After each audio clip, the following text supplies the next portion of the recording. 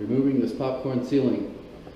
I normally don't take on popcorn ceiling removal because it's just real messy. It's not very high skill, doesn't pay too much, but this was kind of a combination job. I'm in the sewage house, and I still haven't even textured that. I'm still waiting for the medicine cabinet to dry, so I'm going to make another video on removing popcorn ceiling. First thing you're going to want to do is see if your ceiling has been painted or not. And you can do that just by kind of touching it, and it should start crumbling. See how dusty that gets? Grab a little bit here. Now, if it's been painted, it'll be sealed up and it won't turn into this powder. Another thing to keep in mind is that this popcorn ceiling is put on because it's cheap and there's less labor in making the drywall, the final finish, very good. I can already see right here we've got a bump right there. It's very masked by, very masked, is that a word? It's concealed quite a bit by the popcorn ceiling. So once this is all off and it's completely flat, you're going to see your seams more. But we'll talk more about that later.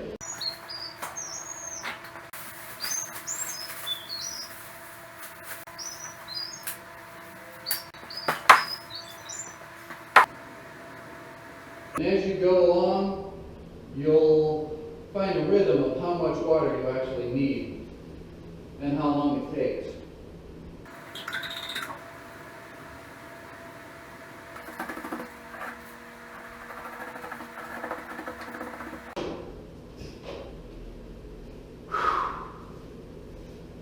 I definitely have run into some areas down there that have been painted, and it's a slow go. I'm just knocking off the highs, the high points, spraying it with water, and it penetrates a little bit. Just keep working at it. I got a feeling once I get back to this side, it's going to go a lot faster. Now you can see what I see.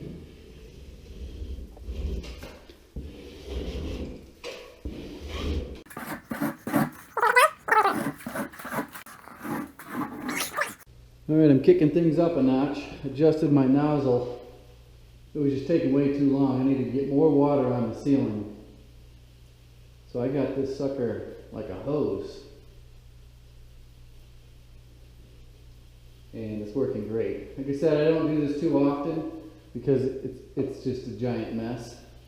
And there's not much money to be made, but this is kind of a side job to my day job. Remodel projects. I figured someone's got to get paid to do it. Might as well be me.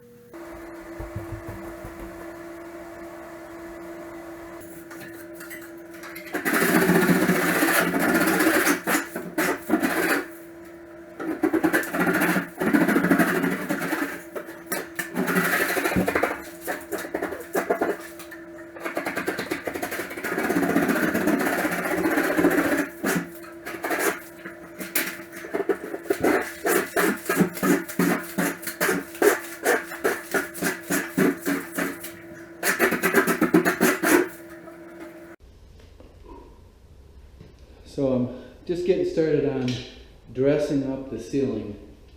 And this is something that you're going to find on your own project.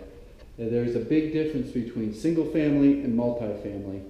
If you have a decent single family house, I'll show you what you won't find. See that exposed tape joint right there? Most likely your house will have that all covered. Now if you're doing this in in an apartment or condo like I am, in a lower end condo, you're going to have a lot of work to do to get the ceiling good enough. Right now, I'm trying to get it just good enough.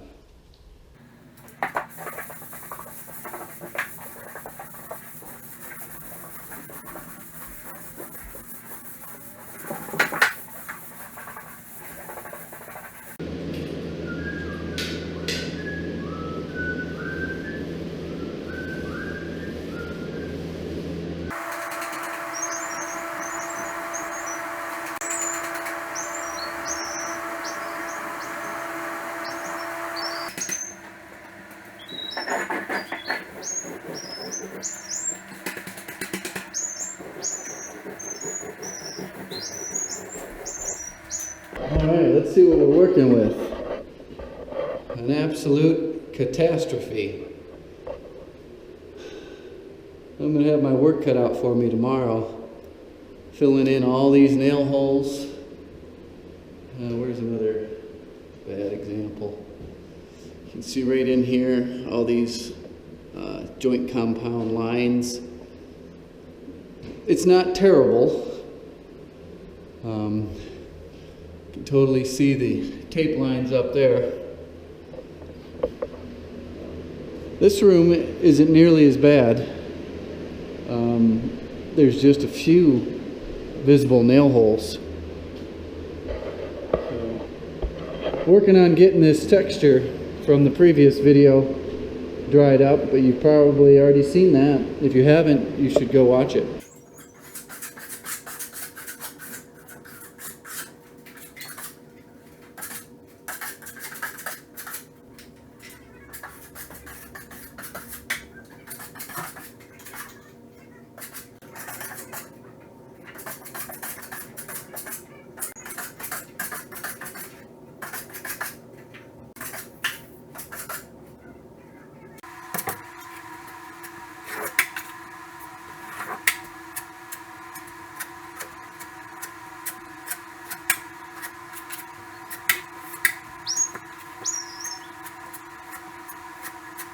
So this ceiling is turning out to be a little bit more work than I anticipated, getting this ceiling to be acceptable.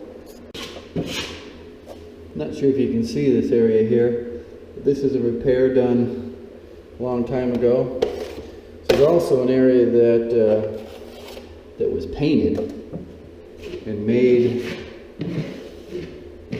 removing the popcorn ceiling pretty difficult.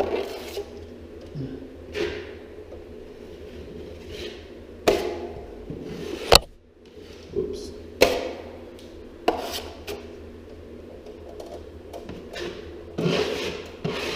Well, believe it or not, I'm done with all the touch-ups, hit all the nail holes, went around the entire perimeter where the tape joint was exposed.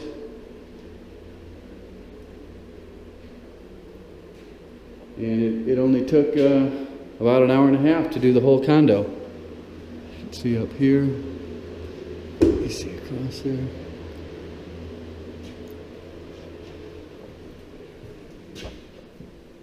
This was one of my repairs. That was the medicine cabinet. If you haven't seen that video, probably came out a week or so before this one.